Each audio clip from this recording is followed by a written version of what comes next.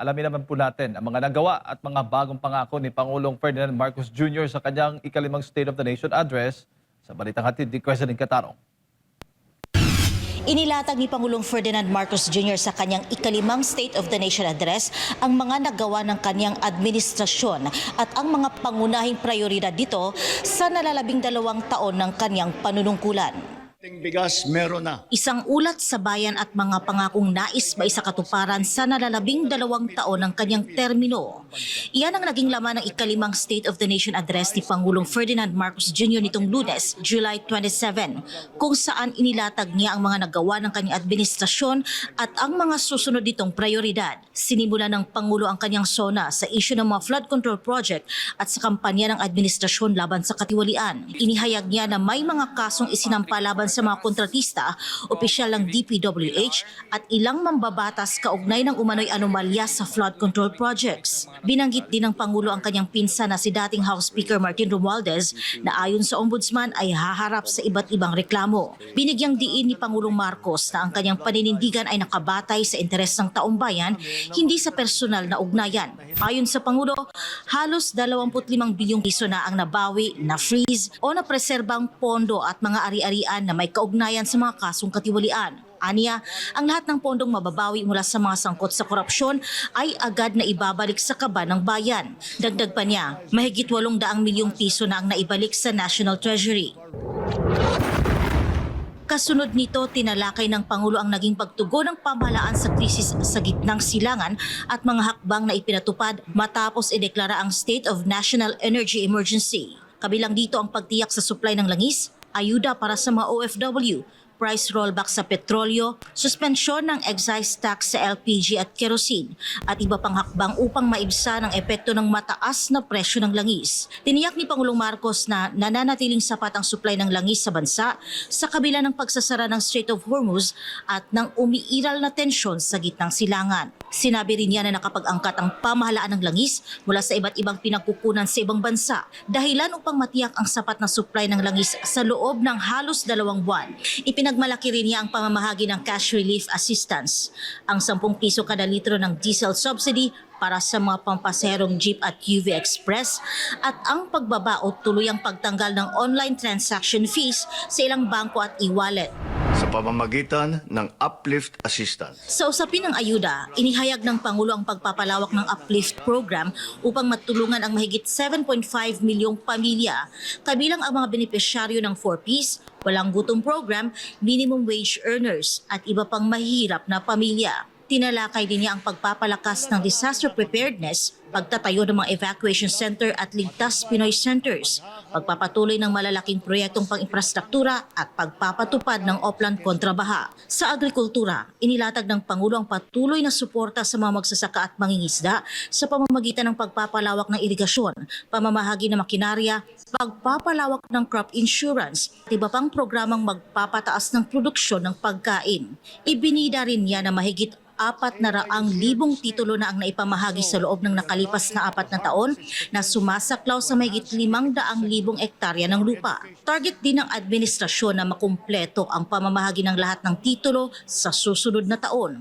At matapos ngayong taon ang pagpapawalang pisa ng utang ng mga agrarian reform beneficiaries. Sa usapin ng enerhiya, inilatag ni Pangulong Marcos ang mga bagong power projects, pagpapalawak ng renewable energy, pagpapatuloy ng malampaya, pag-develop ng hydrogen energy at pag-aaral sa paggamit ng nuclear energy.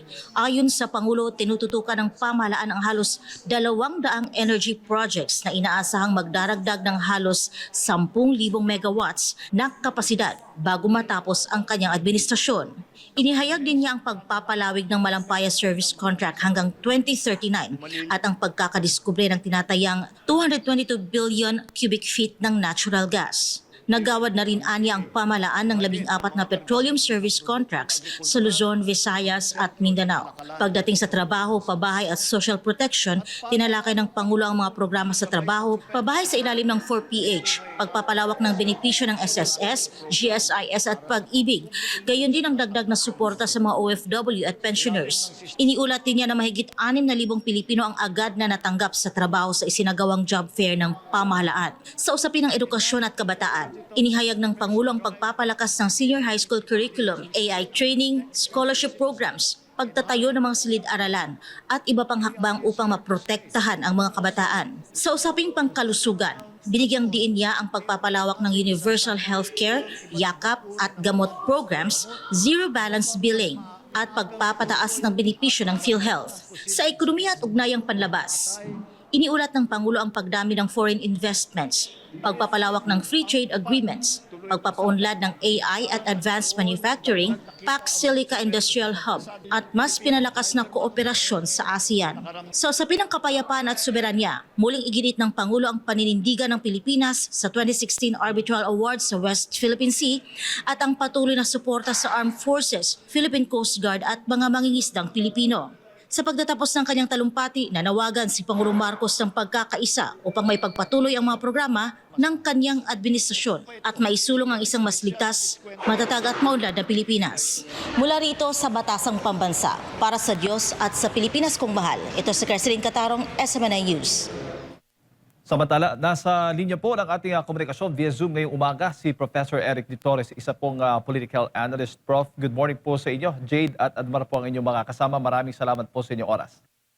Good morning po sa lahat po ng sumusubaybay sa ating pong programang Pulso ng Bayan at sa inyo po, Sir Jade at Sir Admar. Opo. Prof, nabulaga ho ba kayo doon sa SONA ni President Bongbong Marcos Jr. kahapon?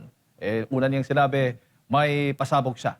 Doon ho ba sa kanyang naging State of the Nation address kahapon, may mga pasabog ho ba at mga mahalagang punto kayong nakita at nakuha? Well, una sa lahat, medyo nanggaling tayo doon sa usapin nung nakalipas na SONA na mahiya naman kayo. Kaya as expected, inuna niya o para magkaroon ng impact ay ang pagbibigay niya ng pronouncement na pagsasampa ng kaso, ng patong-patong na kaso laban sa former House Speaker Martin Romualdez. Bagamat hindi niya ito binanggit na pangalan, pero yun, tinutukoy ito na former House Speaker.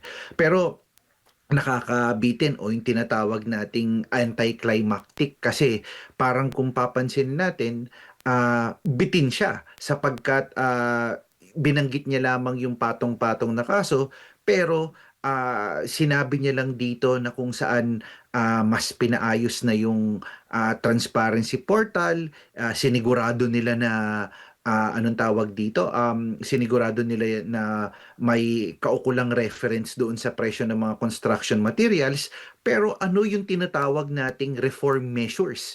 Ano yung mga reforma na ginawa ng kanyang administrasyon para matigil na itong korupsyon na ito, siguraduhin na hindi na maulit itong ganitong klasing skandalo.